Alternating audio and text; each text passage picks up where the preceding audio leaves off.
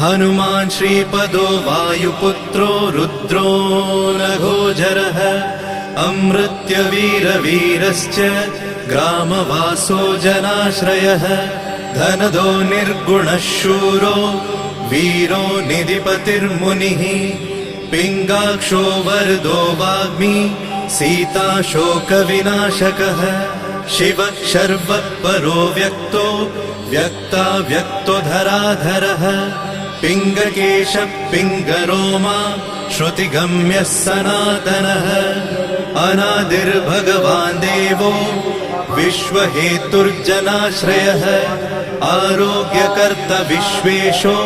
विश्वनाथो हरीश्वरः भर्गो रामो रामभक्तः कल्याणप्रकृतिस्थिरः